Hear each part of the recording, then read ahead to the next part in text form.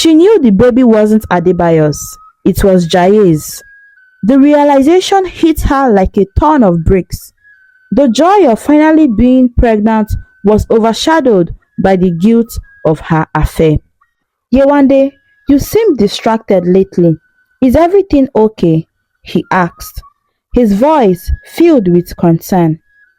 Yewande felt a lump in her throat. She wanted to tell him the whole truth, but the words couldn't come.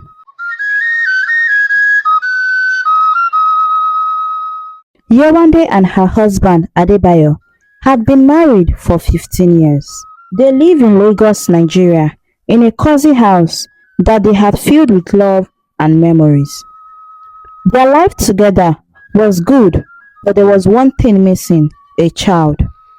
For years, they had hoped and prayed for a baby to complete their family, but it seemed like their prayers went unanswered. Every month, Yewande's heart would fill with hope, but as she waited to see if this time it would be different, each time she saw her period, her hope would shatter. She would retreat to her room, close the door, and cry silently, not wanting Adebayo to see her pain. One evening, as she sat on the edge of the bed, her tears flowing freely, she whispered, "I don't know why this is happening to us." Adebayo, hearing her sobs, came into the room and sat beside her. He wrapped his arms around her, holding her close. "We have each other, Yewande, my love. That's enough," he said softly, trying to comfort her. But Yewande could see the sadness in his own eyes, and she knew he wanted a child as much as she did. She rested her head on his shoulders, feeling the weight of their shared sorrow. Their home was often filled with the laughter of friends and family. During gatherings, the topic of children would inevitably come up. "When will you have children?" relatives would ask, sometimes jokingly, sometimes with genuine concern. Yewande would smile politely, hiding her pain, and say, "In God's time, we'll have our own children." Adebayo would squeeze her hand under the table, a silent gesture of support, and understood her anguish. They had visited so many doctors and tried various treatments, but nothing seemed to work. Each failed attempt only deepened their despair. Despite their struggles, Yewande and Adebayo tried to find joy in their life together. They would take walks on the beach, enjoying the cool breeze and the sound of waves. They attended church every Sunday, holding hands as they prayed for a miracle. Their love for each other was strong, but the absence of a child left a void that nothing else could fill. At night, Yewande would lie awake, staring at the ceiling, her mind racing with thoughts. She wondered if she was being punished for something she had done in the past. She questioned her worth as a woman, feeling incomplete without a child to care for. "Just one, God, even if it's just a child. I don't care if it's a boy or a girl, I just want a child," she would often whisper. Adebayo sensed her turmoil and would pull her close, whispering words of comfort. "You are everything to me, Yewande, and we will get through this together. Please, don't worry yourself too much." One day, after another disappointing visit to the doctor, Yewande sat in the car, staring out at the window. The streets of Lagos bustled with life, children playing, mothers calling out to them. A tear rolled down her cheek. She quickly wiped it away. Adebayo reached over and took her hand. "We can try again. We will always try," he said gently. "We won't give up." Yewande nodded. Though her heart felt heavy, she knew they had to keep trying, but each failure chipped away at her hope. Yewande decided to join a gym, to take her mind off her troubles. She hoped that exercising would help her feel better and give her something to focus on other than her longing for a child. The gym was a bright and busy place, filled with people of all ages working out and chatting and making new friends. It was there that she met Duro Jaye, or Jaye as everyone called him, a tall, handsome man with a warm smile that seemed to light up the room. Jaye was a regular at the gym, and he always had a friendly word for everyone. He and Yewande started talking casually, exchanging pleasantries as they walked out. "Good morning, Yewande. How are you today?" Jaye would greet her with his usual cheerful tone. "I'm fine, Jaye. How about you?" she would reply, smiling back despite the heaviness in her heart. As weeks went by, their conversations grew longer and more personal. They would share stories about their lives, their dreams, and their struggles. Yewande found herself looking forward to their chats, enjoying the lightness and laughter that Jaye brought into her life. One day, after a particularly tough workout, they sat down on a bench beside the gym, cooling off and catching their breath. Yewande turned to Jaye and said, "Jaye, you always seem so happy. What's your secret?" Jaye chuckled, wiping sweat from his brow. "Life is too short to be sad, Yewande. Enjoy every moment. Find joy in little things and don't let worries steal your happiness." His words struck a chord with Yewande. She admired his positive outlook and found herself drawn to his infectious energy. Jaye's presence became a bright spot in her otherwise grey days, and she began to confide in him more than she had ever intended. One evening, after an intense session at the gym, Jaye suggested they grab a drink. They went to a small cafe nearby, where they talked for hours. Yewande felt a connection with Jaye that she hadn't felt in years. His laughter was like a balm to her soul. She found herself opening up to him about her struggles with infertility and the strain it had put on her marriage. "Sometimes I feel lost, Jaye," she confessed, tears welling up in her eyes. "I don't know how to cope with the constant disappointment." Jaye reached across the table and took her hand, his eyes full of empathy. "You are stronger than you think, Yewande, and you are not alone. Sometimes sharing your burden makes it easier to bear." As weeks turned into months, their friendship deepened. They started spending more time together, and not just at the gym, but also outside, going for walks, having dinner, and enjoying each other's company. Yewande felt alive in a way she hadn't for years. Jaye's presence filled a void in her heart, and she found herself laughing and smiling more often. All of her activities with Jaye was kept away from her husband, Adebayo. But as their bond grew stronger, so did the intensity of her feelings.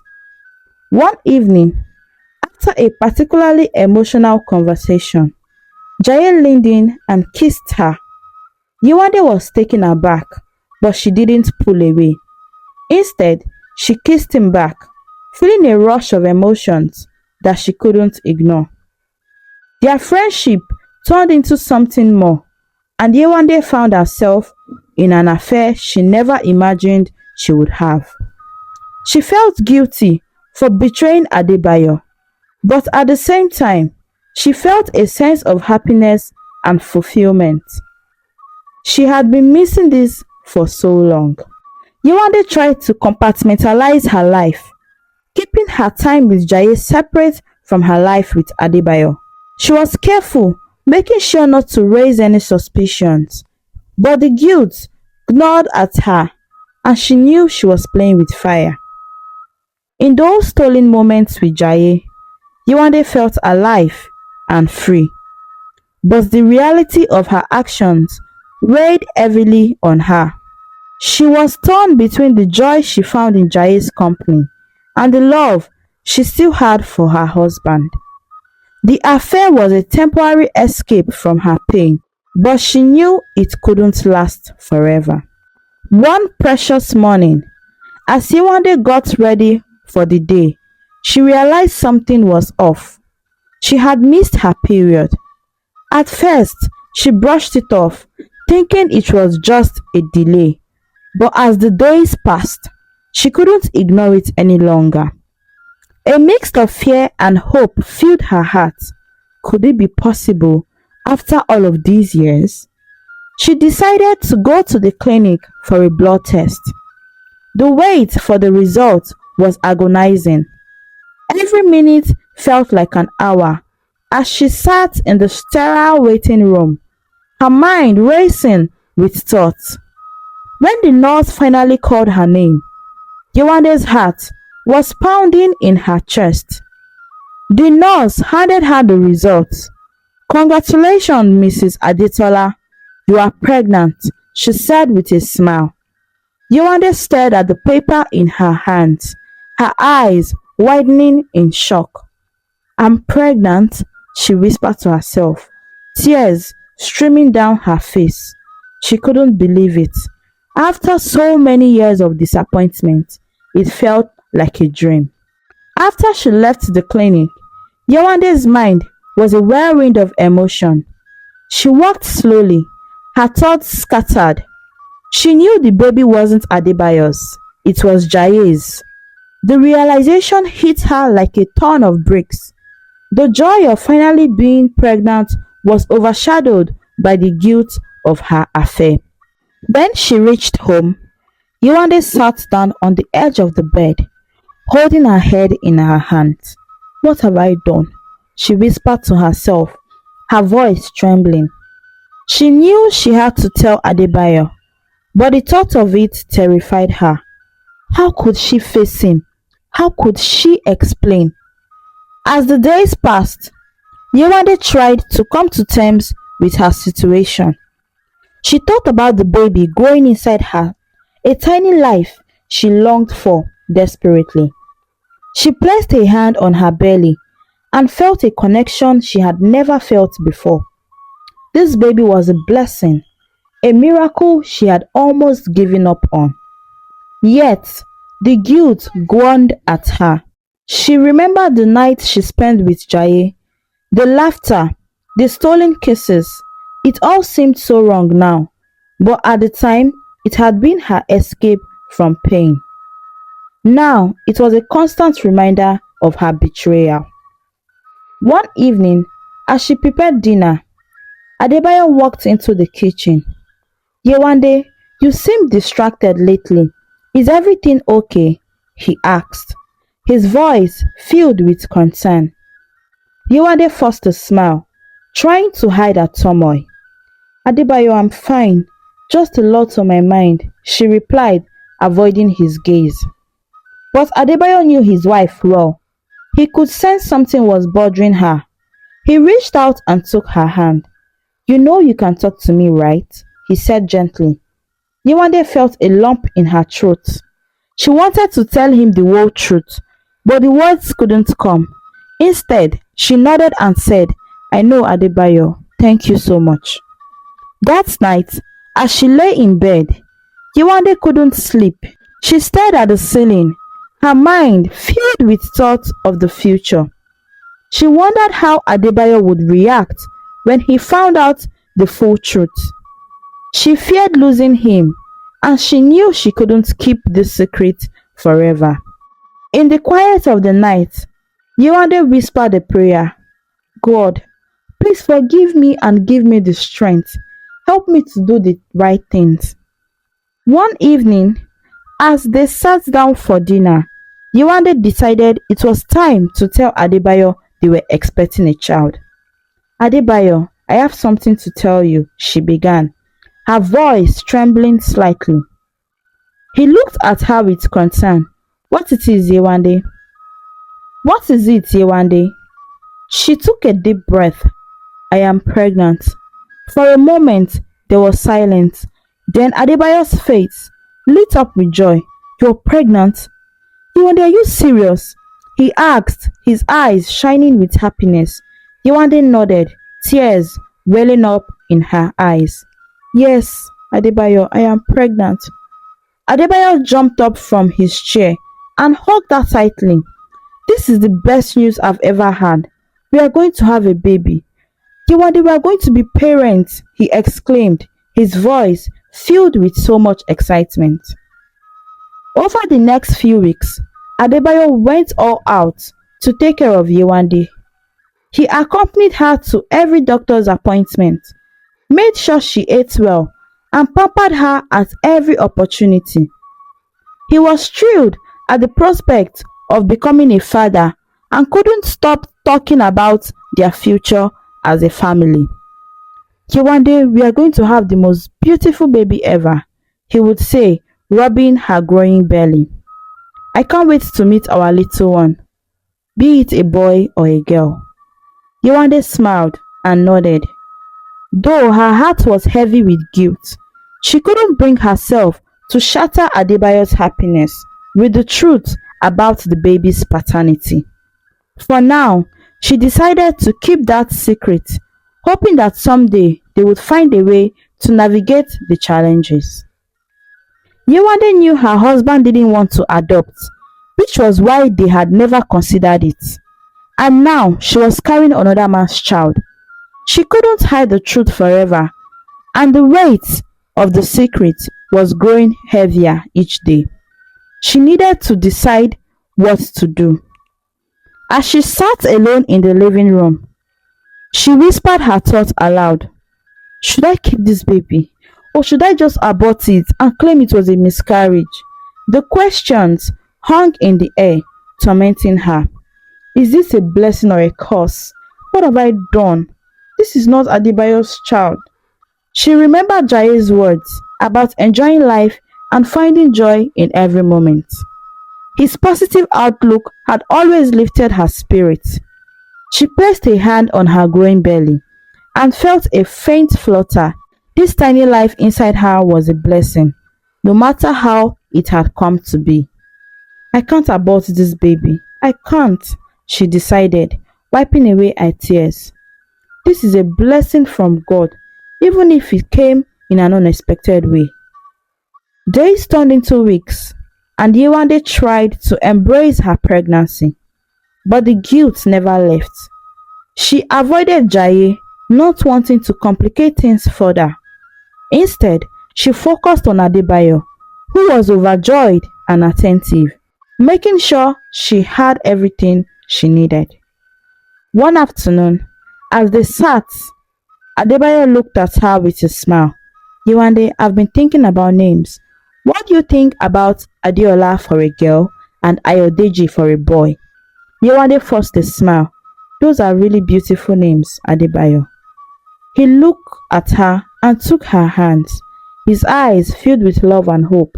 Our baby will be perfect, just like you. Yewande's heart ached with the weight of her secret. She knew she couldn't keep it much from him. She needed to gather the courage to tell him the truth, no matter the consequences. One evening, after a long day, Yewande knew the time had come to tell Adebayo the truth.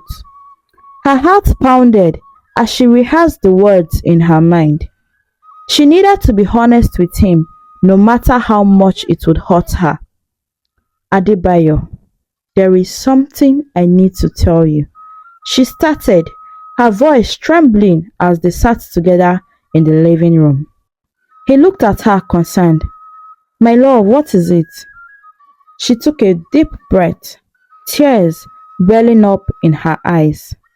I sincerely love you, and I can't keep you in denial of knowing the truth. Adebayo's brow furrowed in confusion. Yewande, what are you talking about? Yewande's hands shook as she spoke. Adebayo, Adebayo, this baby isn't yours. I had an affair. I cheated. Adebayo stood up abruptly, his face a mix of anger and hurt.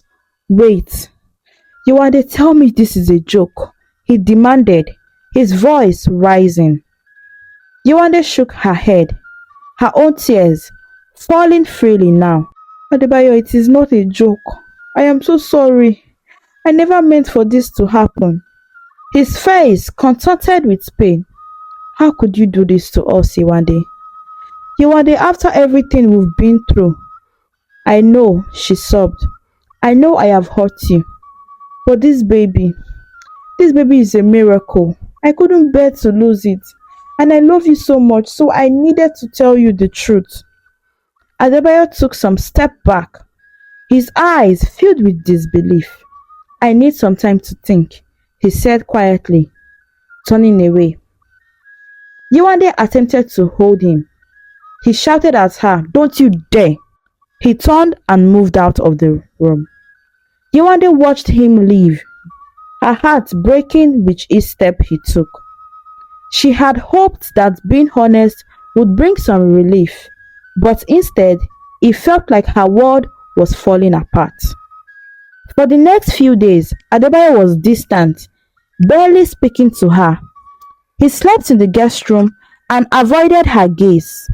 The silence between them was unbearable, and Yewande felt the weight of her actions crushing her. One evening, as she sat alone in the living room, Adebayo walked in. He looked exhausted, the lines on his face deeper than ever before. "I've been thinking a lot," he began, his voice heavy with emotion. Yewande looked up at him, her eyes pleading for understanding. Adebayo, Adebayo, I am so sorry, and I wish I could undo everything that had happened. He sighed deeply, sitting down across from her. "I don't know if I can ever forgive you, Yewande, but I need to know, what do you want to do with this child?" She took a deep breath, her voice steady despite her fear. "Adebayo, I want to keep this baby. I know it is not yours, but this child is innocent. I believe it's a blessing from God, and I want to give it a chance at life." Immediately Adebayo heard that, he stormed out, leaving her all alone. The next few days were tense. Adebayo barely spoke to Yewande, and the silence between them was suffocating. She felt lost and alone, but she knew she had to face the consequences of her actions. Every moment in the house was a painful reminder of the turmoil she had caused. One day, as they sat at the dining table in silence, Adebayo finally spoke. His voice was heavy with emotion. "I need time to think, Yewande. I want to be alone. This is a lot to take in." Yewande looked at him, her eyes filled with sorrow. "Adebayo, I understand. If you don't even want to see me again, I understand," she replied softly. "I will give you all the time you need." The following morning, she packed a small bag and moved in with her sister Funke, who lived in the same neighborhood. Funke was a pillar of strength and always there for Yewande during all the difficult times. She welcomed her sister with open arms. "Yewande, you are always welcome here. Although I am not condoning what you did, but just be calm and we'll get through it," Funke said, hugging her tightly. Yewande felt a small measure of comfort in her sister's words. "Funke, I know, and I am so sorry. I am so sorry for disappointing you, my sister. And I'm even more sorry for disappointing Adebayo," Yewande said. Funke's home was warm and inviting, a stark contrast to the tension-filled atmosphere she had left behind. Over the next few days, Funke did everything she could to support Yewande, making her favorite meals and listening to her worries. One evening, as they sat on the balcony, Funke spoke gently. "Everything happens for a reason. I was also disappointed myself, Yetunde, but maybe this blessing is meant to be." and this baby is a chance for new beginning. Yewande nodded, her eyes filled with tears. I hope so, Funke. I just don't know how to fix things with Adebayo. I have hurt him so much, and I regret every of my actions in the past. Funke reached out to her and held her hand. Give him time. He needs to process everything. Just focus on taking care of yourself and the unborn baby for now. Yewande spent the next few days trying to stay busy, helping Funke around the house and preparing for the arrival of the baby. She went for walks in the neighborhood, visited the market, and attended prenatal checkups. The support of her sister and the routine helped, but the guilt and uncertainty never left her mind. Every night, as she lay in the guest room, she thought about Adebayo. She wondered how he was coping, whether he would ever be able to forgive her. She missed him dearly. She missed the life they had built together, but she knew she couldn't rush him. He needed space to heal. One afternoon, as Yewande was folding baby clothes Funke had just bought, she received a text from Adebayo. Her heart raced as she read it. Can we talk? I've been thinking a lot and I want to see you. With a mixture of hope and fear, Yewande replied, agreeing to meet him the next day. She spent the night tossing and turning, unable to sleep, her mind racing with thoughts of their upcoming conversation. The next day, she returned to their home. As she walked through the door, memories of their life together flooded back, bringing a fresh wave of guilt and sorrow. Adebayo was sitting in the living room, looking tired and worn out. Thank you for coming, he said quietly, gesturing for her to sit. Yewande sat down, her hands trembling. Thank you for wanting to talk to me, she replied. Adebayo took a deep breath. I've had time to think, Yewande. This is not easy for me, and I am still very hurt. But I also love you, and I can see how much this baby means to you. Yewande's eyes filled with tears. I love you too, Adebayo, more than anything in the world, and I am so sorry for what I did.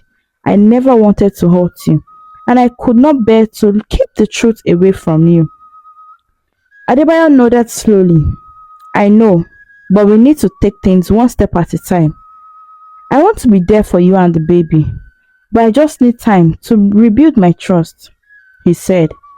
Yewande reached out and took his hand. I understand, and I will do whatever it takes to make things right, she said. They sat in silence for a while, holding hands, each lost in their thoughts. The road ahead would be difficult, but they both knew it was worth fighting for the sake of their love and the new life growing inside of Yewande. They were determined to find a way through this together. As Yewande prepared to leave and return to Funke's house for a while longer, Adebayo stood up and hugged her tightly. One step at a time. We still need more space. Yewande nodded, tears streaming down her face. Thank you, Adebayo. Thank you so much. Weeks passed, and Adebayo visited Yewande at her sister Funke's house more frequently. Each time, he looked tired but calm, as if he was slowly coming to terms with everything that had happened. Their conversations were still tentative, but there was a growing sense of understanding between them. One afternoon, while they sat on the veranda at Funke's house, Adebayo finally asked the question that had been weighing on his mind. Yewande, does the man you had an affair with know about this pregnancy? Yewande shook her head. No, Adebayo. He has no idea. He doesn't know. I ended all forms of communications with him. Adebayo nodded, absorbing her words. That's good. We don't need any more complications or dramas. Just as they were talking, Yewande felt a sharp pain in her abdomen. She gasped, clutching her belly.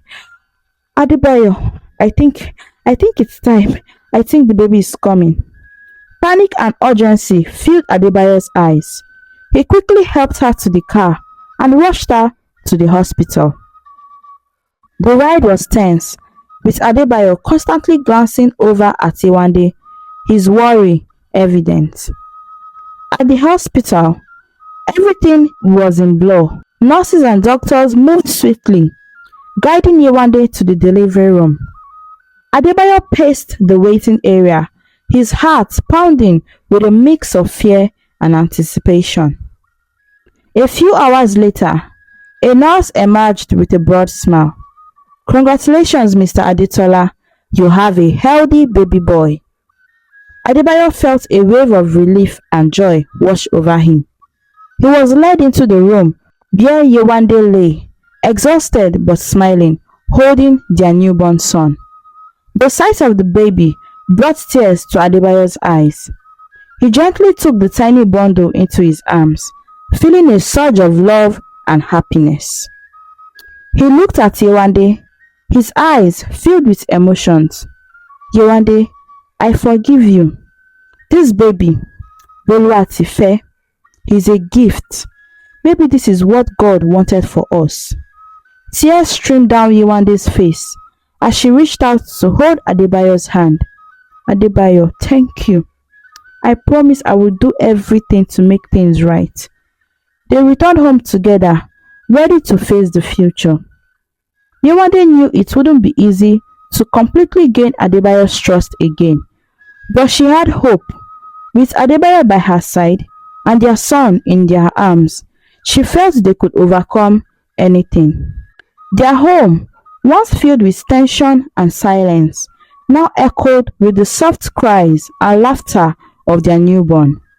They named their baby Boluwatife, meaning "as God wants," a testament to their belief in the divine plan that had brought them this miracle. Adebayo took on his role as a father with dedication and love, supporting Yewande every step of the way. He held the belief that parenthood is not only in the conception but also in the nurturing and raising of the child. They attended parenting classes together, took late-night shifts with the baby, and shared the joy and challenges of raising a child. Despite the difficulties of building their relationship, Yewande and Adebayo found strength in each other. They had open and honest conversations, addressing their fears and insecurities. Slowly, trust began to mend and their bond grew stronger. One evening, as they sat together, watching baby Boluwatife sleep, Adebayo turned to Yewande. "Yewande, we've come a long way, haven't we?"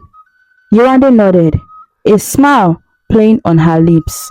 "Yes, we have, and we will keep moving forward, one day at a time."